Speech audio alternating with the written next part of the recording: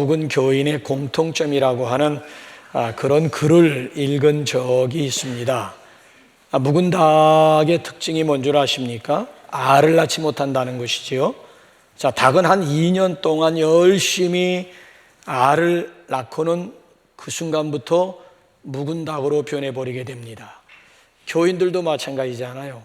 전도 잘하는 분들도 한 2년 정도 전도를 하게 되면 전도를 잘 못합니다. 왜? 그 주변에 불신자들이 별로 없어요. 그 이유는 두 가지 중에 하나가 되겠지요.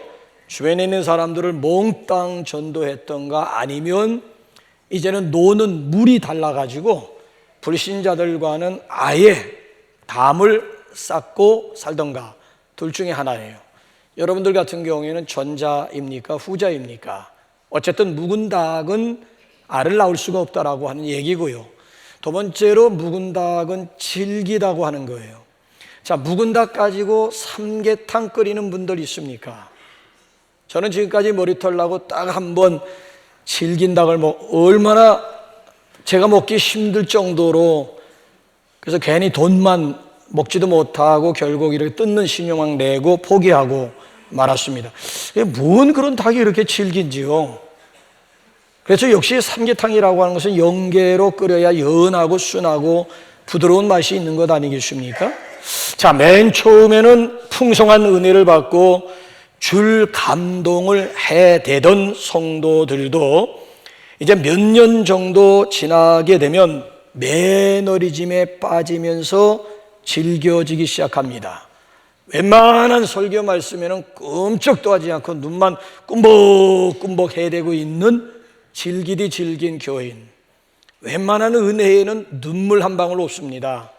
전혀 감동하지도 않으면서 아주 감동 어린 미사여구 가지고 기도를 술술 해대는, 그러면서 이제 점점 이제 질긴 교인으로 변해가고 있는 그런 모습, 안타까운 모습이 아닐 수가 없습니다. 어쨌든 이 묵은 닭이라고 하는 것은 질기다라고 하는 얘기고요. 또 한 가지 공통점이 뭔가 하면 이 묵은 닭일수록 싸움을 잘한다라고 하는 거예요.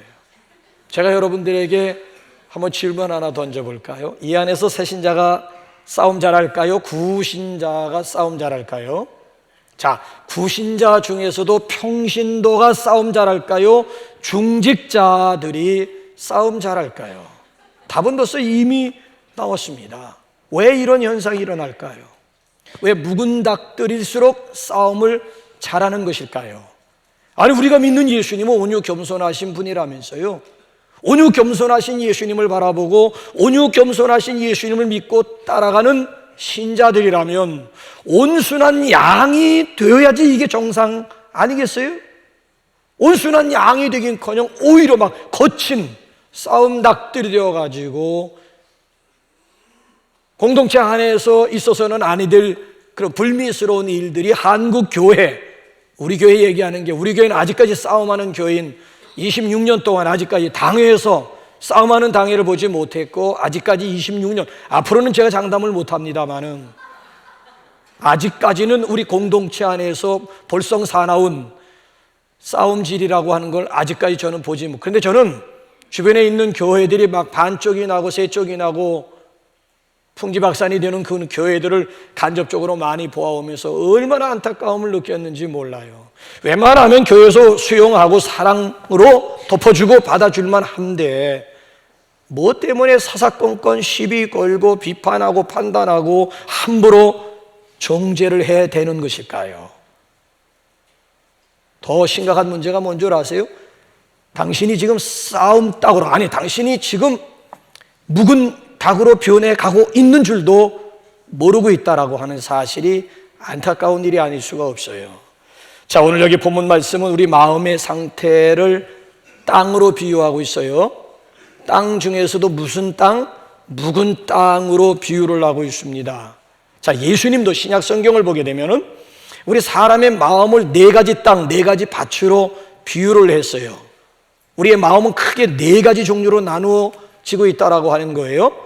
자, 벤질벤질 달고 다른 길가와 같은 마음의 밭, 마음의 땅이 있다라고 하는 얘기고요. 돌짝밭과 같은 마음의 밭, 마음의 땅이 있다라고 하는 얘기고요. 그다음에 온갖 잡동사니가 그냥 뒤엉켜 있는 가시덤불과 같은 마음의 밭, 마음의 땅이 있다라고 하는 얘기고요. 반대로 아주 부드러운 옥토와 같은 마음밭이 있음을 예수님도 부묘하게 말씀하고 있어요. 여러분들의 현재 마음의 상태는 어떠하십니까? 하나, 둘, 셋, 네 가지 마음밭, 마음 땅 가운데 어느 부분에 해당한다고 생각하십니까? 자, 분명하게 제가 말씀드릴 수 있는 것은 길가와 같은 마음, 아니면 돌짝밭과 같은 마음, 아니면 가시덤불과 같은 마음 속에는 결실하기가 쉽지 않다라고 하는 거예요. 자, 이 굳은 땅, 이 정말 굳어진 땅에서는 온전한 결실을 기대할 수가 없다는 거예요. 역시 옥토가 되어야 30배, 60배, 100배의 결실을 맺게 된다라고 하는 거예요. 자, 그러면은 나는 지금 첫 번째에 해당하는데, 나는 지금 두 번째인데, 나는 세 번째인데, 그러면 돌짝밭이라든지 길가라든지 아니면 가시덤불과 같은 마음밭을 소유한 사람들은 구제불능, 가능성이 없다라고 하는 얘기냐? No. 그런 얘기하는 게 아니에요. 얼마든지 가능성이 있고 방법이 있다라고 하는 거예요. 그 방법이 뭘까요? 그게 오늘 본문 말씀이에요. 본문 말씀이 바로 이걸 우리에게 지금 소개해주고 있는, 자, 첫 번째, 두 번째, 세 번째에 해당하는 이 묵은 땅 가운데서도 결실할 수 있는 비밀이 뭐라고요? 기경하면 된다는 거예요. 기경하라는 거예요. 기경이 뭐예요? 자, 예레미야 4장 3절에서 한번 해석, 본문 말씀 한번 12절을 해석해 볼까요? 시작. 여호와께서 유다와 예루살렘 사람에게 이와 같이 이르노라. 너희 묵은 땅을 갈고 가시덤불에 파종하지 말라. 가시덤불 길가 아니면 돌짝밭에 파종해 밭대자. 도로 나무함이 타버리라는 거예요. 도루묵이 된다는 거예요. 헛된 가시덤불에 파종하지 말라는 거예요. 오히려 묵은 땅을 어떻게 하라? 갈아엎어버리라는 거야. 갈아엎어버리는 걸 오늘 여기 호세아서를 12절 말씀을 보게 되면 그게 뭐예요? 기경하라는 거예요. 기경하기만 하면, 갈아엎기만, 아무리 묵은 땅이라 할지라도 뒤집어 엎어, 갈아엎어버리기만 하면 얼마든지 그 땅 가운데서도 결실이 가능함을 예수님께서 지금 말씀하고 있는 그런 내용 아니겠습니까? 기경하라라고 하는 이야기예요. 이 묵은 생각, 묵은 마음, 묵은 의지, 이 고정관념 말이 이 타성, 이 매너리즘을 깨뜨려 버리라고 하는 그러면 얼마든지 옥토가 되어가지고 온전한 결실을 기대할 수가 있습니다. 자, 그러면 어떻게 우리의 이 묵은 땅, 이 묵은 밭, 이거 어떻게 하면 기경할 수가 있을까요? 자, 신앙생활하면서 나도 모르게 지금 타성에 굳어 있는데, 타성에 빠져 있는데, 아니 지금 타성에 지금 젖을 대로 젖어 있는데, 이 타성을 극복할 수 있는 노하우가 있을까요? 예, 있습니다. 그 첫째가 뭔가 하면은 우선 변화를 갈망해야만 됩니다. 자, 보세요. 어제나 오늘이 그저 그렇고 그렇다면 이 역시 묵은 땅이에요. 묵은 땅의 특징은 변화가 없다는 거예요. 항상 보아도 잡초뿐이에요, 잡초뿐. 자, 그런데 이제 알곡이 있는 땅, 기경한 땅은 변화가 있다는 거예요. 맨 처음에는 땅만 보이죠? 얼마 후에 보게 되면 파릇파릇 싹이 돋죠? 또 얼마 후에 보게 되면 그 싹이 막 자라나지요? 어느 순간 보게 되면 꽃이 밭을 덮고 있어요. 꽃이 밭을 덮고. 웬걸? 또 어느 순간 지나다 보니까 뭐 실한 열매들이 막 주렁주렁. 그러니까 이 기경한 땅에는, 이 알곡이 있는 땅에는 변화가 있다라고 하는 거예요. 그래서 예수님도 뭐라고 우리에게 신투를, 이 변화의 신비에 대해서 뭐라고 신투를 주었는가 하면은 마가복음 한번 4장 한번 더 먹어볼게요. 시작. 땅이 스스로 열매를 맺되 처음에는 싹이요, 다음에는 이삭이요, 그 다음에는 이삭에 충실한 곡식이라. 열매가 익으면 곧 낫을 대나니 이는 추수 때가 처음엔 싹이에요, 싹. 그 다음에 그 싹에서 또 이삭이 나와. 이삭 다음에 보게 되면 그 이삭이 아주 충실한 열매가 맺혀지게 되고 곡식이 되어서 결국 낫을 기다리고 있는. 그래, 이 기경된 땅은 변화가 있다라고 하는 거예요. 자, 그런데 이 묵은 땅은 항상 그 모양, 그 상태야. 어제나 오늘이나 역시 동일해요. 자, 그러면서 점점 그 가운데 굳어져 간다는 거예요. 대영 제국이 오랫동안 자존심을 걸고 만들어낸 세계적인 백과사전이 있습니다. 그게 뭔 줄 아십니까? 브리테니커 백과사전이에요. 자, 이것은 1768년 스코틀랜드에서 설립한 회사가 만든 것으로서 200년 동안의 전통을 자랑하는 영국의 대표적인 백과사전이 됩니다. 백과사전. 1990년도만 해도요, 연 6억 5천만 불의 최고 매출고를 올린 1위 기업이었습니다. 1위 기업. 근데 그로부터 4년 후에 마이크로소프트사라든지 글로리아가 동일한 이런 종류의 제품이 나오면서 졸지에 이 브리테니커 백과사전이 3위로 밀려나게 되었습니다. 그 이유가 뭔 줄 아십니까? 마이크로소프트사라든지 글로리아 같은 데서 CD롬 백과사전을 만드는 거예요. 여러분 CD 알죠? CD. 지금이야 뭐 다 USB라든지 막 이런 걸로 발전했습니다만은 옛날엔 그 동그란 손바닥만한 CD롬 있잖아요. 그게 이 브리테니커 백과사전이 그거 보고 비웃었다고요. 애들 장난감이라고만, 장난감. 아니, 우리처럼 수십 권의 이런 백과사전을 만들어야지. 요게 뭐야, 요게. 근데 웬걸요? 시대의 흐름을 이 브리테니커 백과사전이 감지하지 못한 거예요. 전통만, 우리처럼 200년의 전통을 자랑한 거예요. 근데 여러분 보세요. 결국 전통을 운운하면서 묵은 땅을 고집했던 브리테니커 백과사전, 1999년 헐값에 매각, 똥값에 매각당하고 말았다라고 하는 얘기예요. 여러분, 이 사건은요, 오늘 이 시대를 살아가고 있는 우리에게도 경종을 울릴 수 있는 중요한 메시지가 되고 있다고요. 시대의 변화에 능동적으로 우리가 대처하지 못하면 결국 그가 누구든지 간에, 그 어느 공동체든지 간에 브리테니커 백과산 짝 나고 만다라고 하는 분명한 메시지예요. 이거 여러분 얼마나 이게 도전이 되는 말씀입니까? 200년의 전통이 하루아침에 무너지게 되고 그 명예라고 하는 것은 역사적인 뒤안길로 사라지고 말았다라고 하는 얘기예요. 자, 지금부터 정확하게 130년으로 거슬러 올라가게 되면 1900년도에 미국 안에는 100대 대기업이 있었어요. 그 100대 대기업이 130년이 지난 오늘에 와가지고 몇 개나 살아남았을까? 16개 기업이에요, 16개.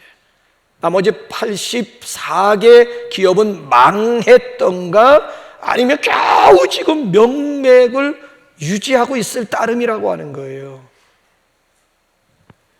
그러니까 이 기업인들이 묵은 땅을 개간하지 않아가지고 결국 스스로 멸망을 자초하고 말았다라고 하는 이야기예요. 그래서 우리는 이 빠르게 변화하는 시대에 발맞춰 가지고 항상 우리가 민첩하게 대응하지 않으면 우리도 역시 같은 짝 난다라고 하는 분명한 메시지예요. 그래서 예수님이 뭐라고 말씀하시던가요? 새술은 어디에 담아야 된다? 새부대예요. 아무리 좋은 새술이라 할지라도 낡은 가죽 부대에 담게 되면 뻥 하고 터져가지고 둘 다 베린다는 거야. 그래, 정말 좋은 새술을 보관할 수 있는 방법은 새 가죽 부대, 새 시대에 걸맞는 새 가죽 부대에다 새술을 넣어야 둘 다 온전하게 보존될 수 있음을 예수님도 우리에게 말씀하고 있지 않습니까? 이 시대에 잘 적응할 뿐만 아니라 이 창조적인 일을 도모한다라고 하는 거 굉장히 중요합니다. 자, 이 변화라고 하는 것은 스스로 이루어지는 거 아닙니다. 자연현상 아닙니다. 자, 그저 기다리기만 하면 어떻게 되겠지? 아니요, 기다린다고 되는 문제는 아니에요. 그래서는 살아남기 힘들어요. 그러니까 스스로 능동적으로 변화하고자 하는 의지가 중요하다라고 하는 거예요. 의지가 정말 내가 변화되고자 하는, 변화되기를 갈망하는 이 기대가 있느냐, 이 갈망이 우리에게 있느냐라고 하는 것이 중요해요. 자, 여러분들은 어떻습니까? 변화되기를 원하십니까? 변화를 고대하십니까? 아니, 변화를 기대하십니까? 여러분 얼마나 변화에 대한 목마름, 사모함이 남아 있습니까? 지금까지 익숙한 것들과의 결별을 선언하고자 하는 그런 의지가 지금까지 익숙한 게 얼마나 좋아요. 근데 그 익숙한 것들과의 결별을 선언하고자 하는 그런 의지가 나에게 지금 있느냐라고 하는 도전이에요. 우리는 익숙한 것들 때문에 변화를 거부하고 있습니다. 그 변화를 거부하고 있기 때문에 그래서 우리 스스로가 지금 점점 묵은 밭이 되어가고 있다는 거예요. 제가 여러분들에게 한번 묻고 싶습니다. 저의 일을 여러분들에게 좀 묻고 싶은 거예요. 여러분들은 어떻습니까? 맨 처음 예수를 믿기 시작했을 때에는요, 예배당에 들어와도 너무 좋은 거였죠. 왠지 마음이 막 편안해지고, 더군다나 맞은편에 있는 십자가만 바라봐도 어떤 때는 막 가슴이 막 뭉클해지기도 하고, 내 나름대로 예배를 준비했고 예배를 정성껏 하나님 앞에 드렸어요.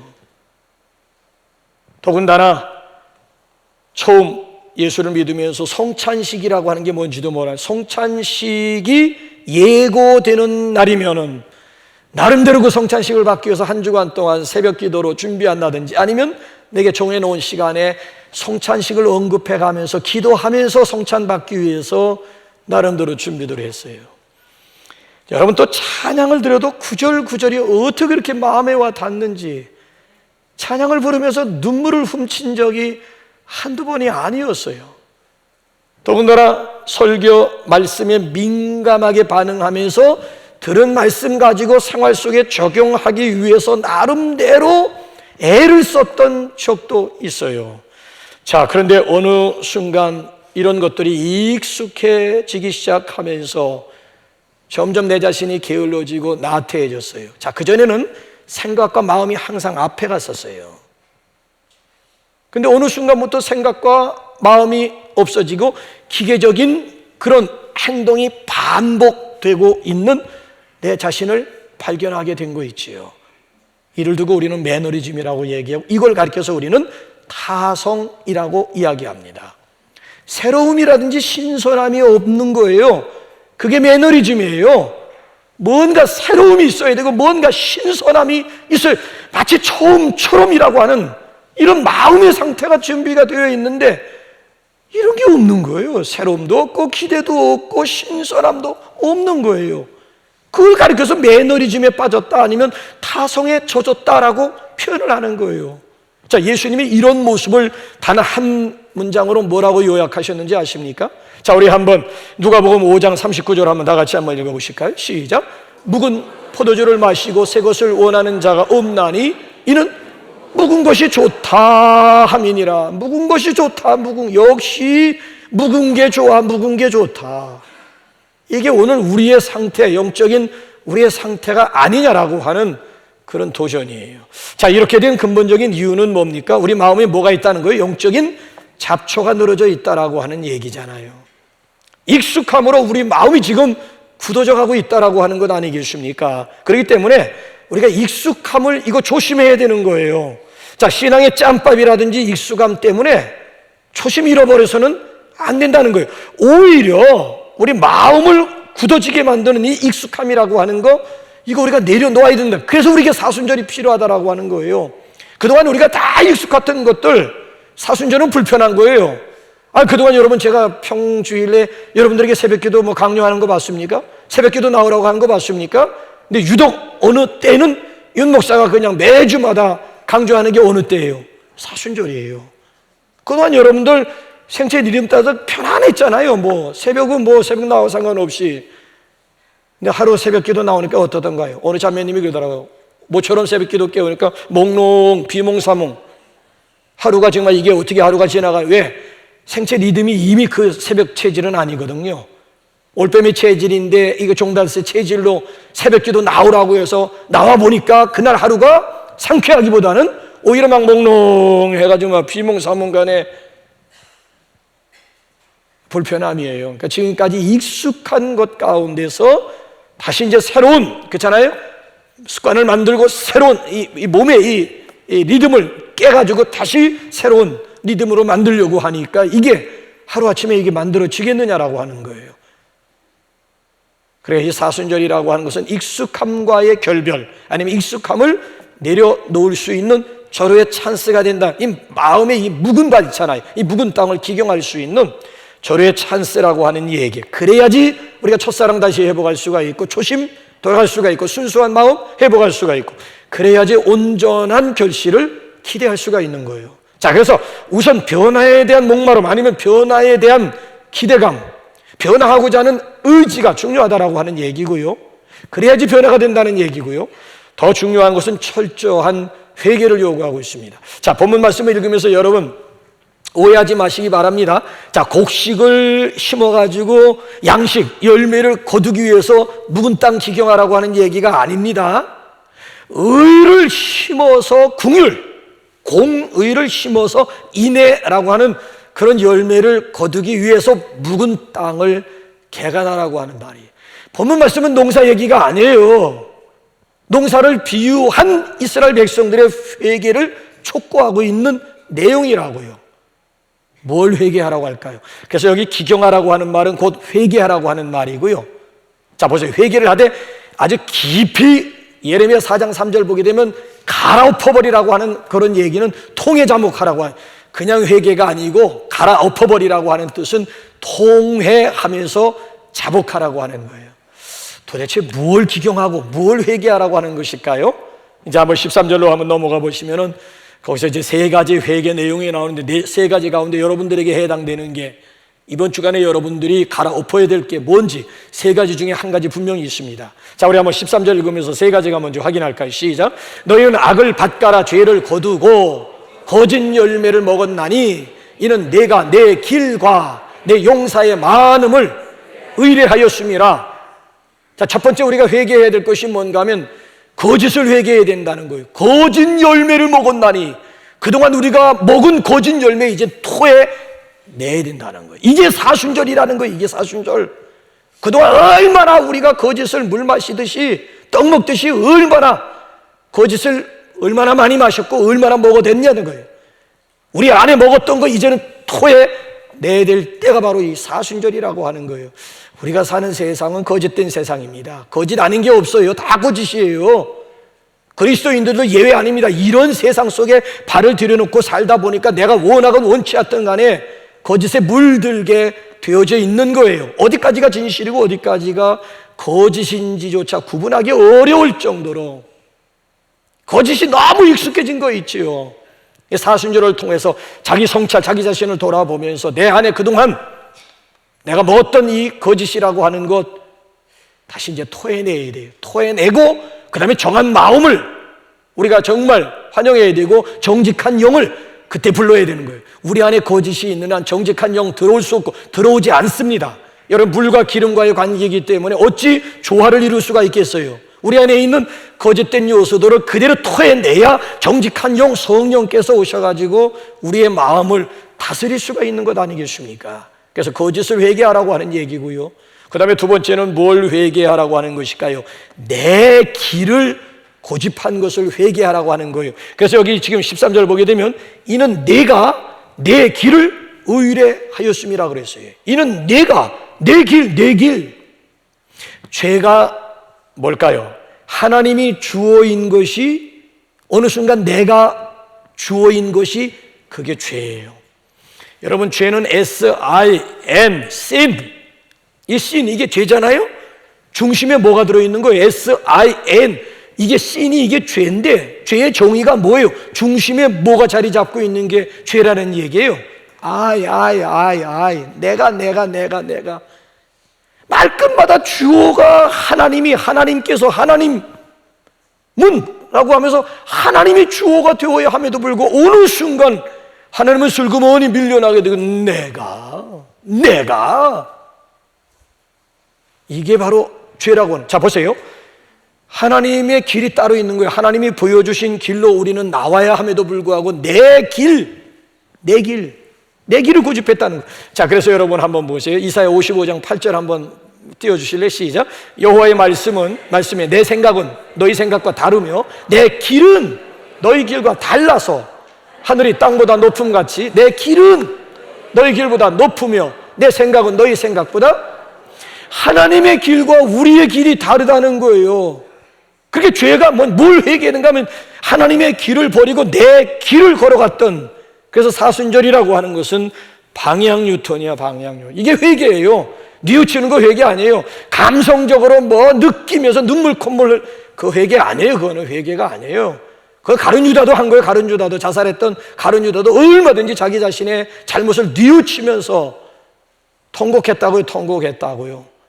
그 죄책감을 이기지 못해서 결국 스스로 목매다 자살하고 말았습니다마는, 그래서 내 길로 걸어가던 사람이 이제는 하나님이 보여주신 길, 하나님의 길로 유턴하는, 방향을 유턴하는 것, 그걸 회개라고, 내 길을 포기하라고 하는 얘기고요. 마지막 세 번째로 뭘 우리가 회개해야 되느냐?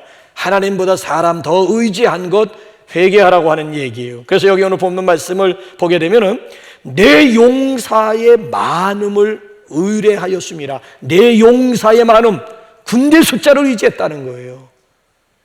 여러분들의 용사는 뭡니까? 여러분들을 지켜줄 만한 군사가 뭐예요? 여러분들이 지금 든든하게 생각하고 있는 여러분들만의 용사가 있을 거 아니에요? 여러분 마음을 뭔가 좀 든든하게 만드는 구석이 있을 거 아니에요? 자, 만군의 여호와 하나님을 의지해야 할 백성들이 내가 거느리고 있는 군대, 용사의 많음을 의뢰하고 있다라고 하는 거, 그 자체를 회개하라고 하는 거예요. 자, 그래서 시편의 기자가 시편 118편 8절 9절에서 뭐라고 우리에게 도전하는지 한번 읽어보실까요? 시작. 여호와께 피하는 것이 사람을 신뢰하는 것보다 나으며 여호와께 피하는 것이 고관들을 신뢰하는 것보다 낫도다. 나으며 낫도다. 뭘? 여호와를 의지하고 여호와께 피하고 여호와를 신뢰하는 것이, 사람들 신뢰하고 아니면 고관님들, 백그라운드, 나의 든든한 백그라운드가 되어줄 고관님들을 의지하는 것보다, 신뢰하는 것보다 하나님께 피하고 하나님 의지하고 하나님 신뢰하는 것이 훨씬 나음을 우리에게 도전하고 있는 거예요. 사순절을 통해서 전적으로 하나님 신뢰하시고 우리의 시선을 그분에게 고정시킬 수 있기를 우리 주님의 이름으로 축원합니다. 자, 무엇보다 이 기경에는요, 때가 중요하다는 거, 시간이 중요하다는 거예요. 언제 기경하라고요? 12절 말씀을 보게 되면 지금이 곧 여호와를 찾을 때니, 지금이 바로 여호와를 찾을 때임을 강조해, 지금을 강조하는 거예요. 자, 지금 묵은 땅을 기경하라. 지금 회개하고 지금 하나님을 찾으라고 하는 얘기예요. 자, 농촌에 사셨던 분들은 너무나 잘 알아요. 근데 농촌에 살지 않았던 분들도 이렇게 농촌을 가게 되면은 딱, 아, 이 밭주인은 참 부지런한 분이로구나. 이 밭주인은 참 게으르기 한량없는 주인이로구나. 벌써 논과 밭만 봐도요, 그 주인이 부지런한 분인지 아니면 게으르기 한량없는 분인지 쉽게 판단이 된다니까요. 여러분, 기경도 그렇고요, 씨 뿌리는 것도요, 타이밍이 중요하대요. 지난번에 천자노님이 그런 농사, 저쪽 고양시에서 농사 질 때 그런 말, 씨는, 목사님 요 무슨 씨는 몇 월 달에 언제 심어야 되고, 요 무슨 씨는 언제 심어요, 그거 공부하신 분이에요. 그래가지고 그 열매 저한테 가져오시면서 그런 설명을 종종 하셨어요. 다 씨라고 여러분 아무 때나 뿌린다고 거두어 드릴 수 있는 게 아니라는 거예요. 적기에 뿌려야지 제대로 된 수확을 맛볼 수가 있다는 얘기. 타이밍이 중요하다라고 하는 얘기. 기경하는 것도 회개하는 것도 타이밍. 성경 읽어보세요. 지금 강조해요. 보라, 지금은 은혜 받을 만한 때요, 보라, 지금은 구원의 날이로다. 이 어리석은 자여, 오늘 밤에 내 영혼을 도로 찾으리니. 나는 지금 내일을 생각하고 있거든요. 그러니까 하나님이 보실 때 어리석다는 거예요. 아, 오늘 밤에 내가 내 영혼 도로 거두어 갈 건데 뭘 네가 지금 내일 가서 뭘 하겠다고. 내일이 없다는 거예요. 오늘이 있을 따름이에요. 그러니까 지금도 내가 기경할 수 있는 기회도, 아니면 회개할 수 있는 기회도, 돌이킬 수 있는 기회도 지금 이 시간이 아니면 안 된다라고 하는 거예요. 지금이 중요하다는 거예요. 자, 그래서 히브리서 기자가 우리에게 뭐라고 또 도전하는지 히브리서 3장 한번 13절 14절 한번 우리 한번 볼까요? 시작. 오직 오늘이라 일컫는 동안에 매일 피차 권면하여 너희 중에 누구든지 죄의 유혹으로 완고하게 되지 않도록 하라. 우리가 시작할 때에 확실한 것을 끝까지 견고히 잡고 있으면 그리스도와 함께 참여한 자가 온리 오직 오늘이야. 오직 내일 없어요. 내일 아니에요. 죄의 유혹으로 완고하게 된 가운데서 기경할 수 있는 날은 오직 오늘밖에 없다라고 하는 이야기예요. 오직 오늘을 강조하고 있는 말씀이에요. 이 기경에는 때가 중요한 것이로구나. 그런가 하면 결론적으로 기경에는 엄청난 약속이 살아있습니다. 자, 그 약속이라고 하는 게 뭘까요? 끝으로 우리 한번 12절 한번 다 같이 한번 읽어볼까요? 시작. 너희가 자기를 위하여 공의를 심고 인애를 거두라. 너희 묵은 땅을 기경하라. 지금이 곧 여호와를 찾을 때니 마침내 여호와께서 오사 공의를 빛처럼 너희에게 내리시리라. 자, 무슨 약속이 살아있는 거예요? 마침내 여호와께서 오사. 마침내 여호와께서 오사. 드디어 기어이 여호와께서 찾아오신다는 거예요. 하나님의 임재하심을 약속합니다. 자, 공동 번역에서는 저 구절을 어떻게 번역을 했는가 하면은, 우리가 기경하기만 하면 이 야훼가 너희를 찾아와 복을 내리리라고 그랬어요. 캐톨릭 학자와 개신교 학자가 연합으로 해가지고 시브리 형경을 번역한 내용을 보게 되면, 우리가 기경하기만 하면 마침내 이 야훼가 너희를 찾아와 복을 내리리라라고 말씀하고 있는 거예요. 그러니까 우리가 묵은 마음의 밭을 갈아 엎어버리기만 하면 마침내 하나님이 스탠바이 하고 계시다가 마침내 찾아오셔가지고 우리에게 복을 부어주시는데, 마치 소낙비를 부어주듯이 우리에게 복을 부어주신다는 거예요. 그래서 오늘 여기 본문 말씀의 핵심은 뭔가 하면은, 복받을 마음의 그릇 준비하라는 얘기입니다. 우리 마음의 묵은 땅 이거 기경해가지고 복받을, 하나님이 정말 하늘의 문을 열고 소나기와 같이 우리에게 복을 부어주실 수 있는 그 마음의 그릇, 아니 하나님이 부어주시려고 할 때 그릇을 준비해, 이 마음의 그릇을 준비하라고 하는 그런 내용의 말씀이에요. 이 묵은 상태 가지고는 안 된다는 거예요. 굳어진 상태 가지고는, 타성에 빠져 있어 가지고는 아무런 열매를 기대할 수가 없다는 거예요. 그래서 기경하라고 하는 얘기예요. 이제는 경칩이 벌써 지났죠.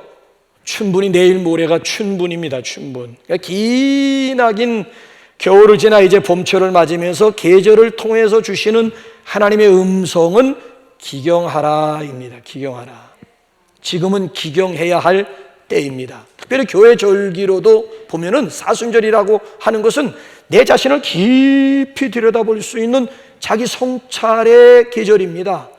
사순절 아니고는 기독교 절기 가운데 이런 절기 없습니다, 여러분. 앞으로 이제 계속 우리가 절기를 맞이하겠습니다만 그 절기마다 담겨져 있는 것 보면, 그래서 여러분, 제가 지금 이 옷을 입고 저기 지금 휘장이 지금 걸려 있는 거하고 제 옷하고 지금 같은 이유는, 이건 참회하는 거예요. 참회. 이게 지금 사순절 기간 동안에 이 자주색이라고 하는 것은, 자주색이 의미하는 것은 참회하는 거예요. 참, 자기 자신을 돌아보면서 성찰하는 기간이에요. 성찰하는 기간.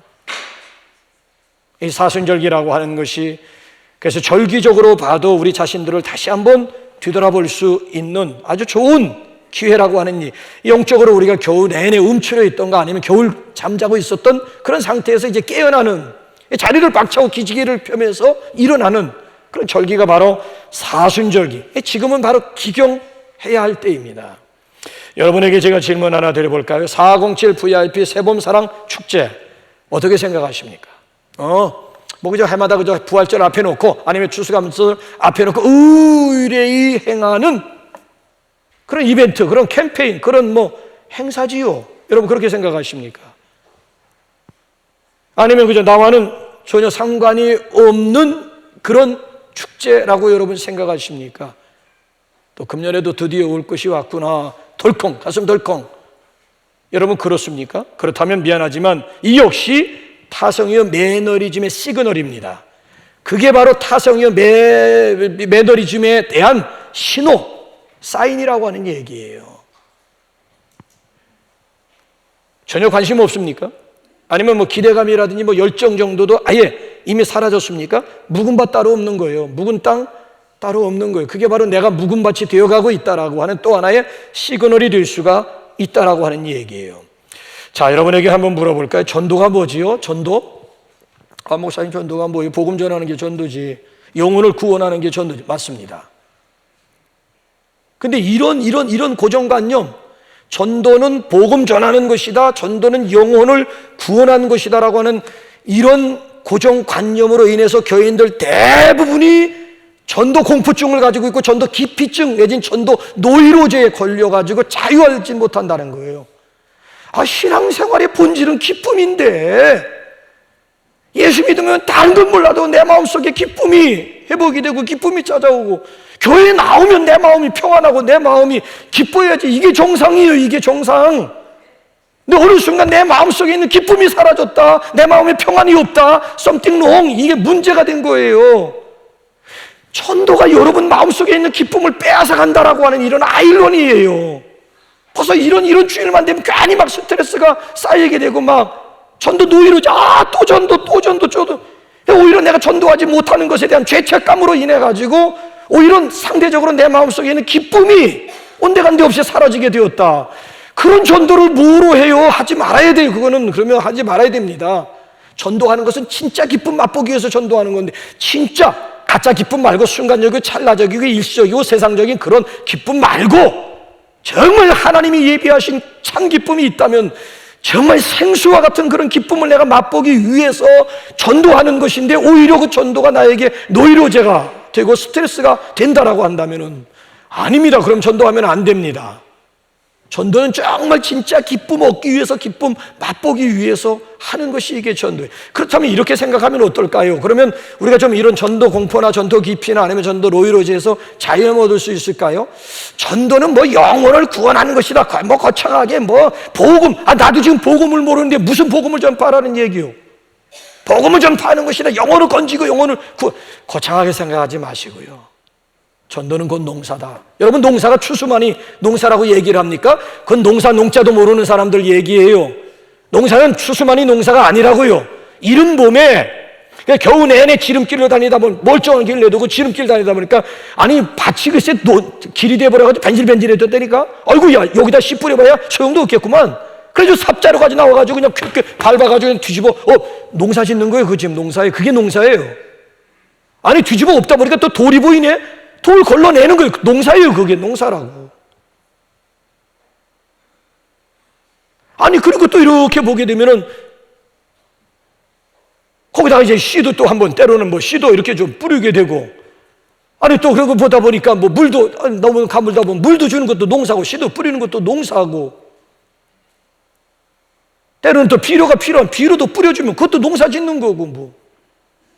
또 때로는 열매가 맺혀지기 전에 짹짹거리면서 와서 다 따먹을 것 같아서 나와가지고 워워 하면서 새를 쫓았어. 그것도 농사진 거예요. 때가 되어서 또 거두어 드리는 거, 그것도 농사예요. 농사가 여러분 하나만 가지고 이른 봄부터 늦은 봄까지 일련의 모든 과정, 모든 일련의 행동 자체가 다 농사에 해당되는 것이지, 농사가 무슨 추수만이 농사라고 얘기를 하지 않잖아요. 전도를 농사로 생각하게 되면 우리가 좀 부담감을 떨쳐버리고 누구나 다 기쁜 마음 가지고 할 수 있지 않을까요? 여러분 보세요. 내가 전도하고 싶은 사람 가슴에 품고 기도하는 거, 하나님 저 사람 전도하고 싶어요. 저 사람 때문에 내가 진짜 기쁨 좀 얻고 싶어요. 나 좀 전도 좀 하게 해주세요. 전도 대상자 한 사람인데 뭐 한 사람 가슴에 품고 기도하는 거예요. 또 때가 되면 뭐 그 사람하고 이렇게 교제도 하는 거지, 뭐 만나서 대화도 좀 나누고, 때로는 티타임 시간도 가지고 이런저런 얘기하다 보게 되면 내 얘기가 안 나올 수 없잖아요. 내가 옛날에 이런 삶을 살았고 내 마음 상태가 이랬는데 요즘 너무 평안해졌어, 너무 즐겁다고, 너무 행복하다고. 왜? 교회 나고 나부터 뭔가 괜히 이상해, 일이 좀 잘 풀리는 것 같고 마음도 편안해지고, 소소한 얘기하는 거예요. 내 얘기하는 거예요. 상대방과 더불어 자연스럽게 티타임 가지면서 그런 얘기 뭐 할 수 있잖아요. 그거 다 전도하는 거예요. 그게 지금 다 전도하는 거예요. 만나는 것도 전도고, 얘기 나누는 것도, 그를 위해서 기도하는 것도 전도고. 그러다가 또 딱 보면은 됐다 하면 4월 7일 날 국수 먹으러 올래? 우리 교회 국수가 연신내, 이 은평 이 연신내 지역에 최고, 우리 교회만큼 정말 잘하는 국수 있으면 한번 나와보라고. 그래가지고 그냥 뭐 예배 드리러 가자, 그런 소리 하지 마라. 예배하게 되면 벌써 골이 지근지근 아파오는데 뭔 예배 드리러 가자 그래. 국수 먹으러 오라 그래. 국수 먹으러, 육의 양식 먹으러 왔다 영의 양식 먹으면서 붙잡힐지, 여러분 그건 하나님이 아시는 일 아니겠습니까? 부담 없이 우리 4월 7일 날 잔칫날인데 우리 교회 국수 먹으러 와. 국수 와서 부담 없이 같이 국수 먹고 또 로뎀 또 건너가서 더 부르다에 가가지고 커피 한 잔 이렇게 사주면서 이 자체가 다 이게 다 전도예요, 전도. 내가 그냥 그렇게 해가지고 공들이고 씨를 뿌려 놓으면 거두게 하시고 때가 되어서 열매 맺게 하시는 분은 위에 계시는 분이 할 일이지. 내가 그거 한다고 하니까 벌써 막 스트레스가 되잖아요. 내가 어떻게 사람 영혼을 구원한다는 얘기 말도 안 되잖아요. 그래서 전도라고 하는 것은 곧 농사로구나 생각하면 그냥 우리 더 편안하게 홀가분하게 부담 없이 참여할 수 있지 않겠습니까? 그래서 이제 본격적으로 우리가 새봄과 함께 자 보세요. 경칩도 지나고 춘분도 이제 내일 모레인데 계절적으로도 우리가 봄을 맞이했으니까 그동안 우리가 좀 기지개 켜고 한번 일어나면서 본격적으로 한번 새봄 맞이하면서 우리가 한번 새 농사 한번 지어보자라고 하는 거예요. 멀리 우리 영적인 추수 한번 내다보면서 스텝 바이 스텝 한번 걸어보자라고 하는 거예요. 그래서 진정한 우리 기쁨의 주인공들이 될 수 있기를 주님의 이름으로 축원합니다.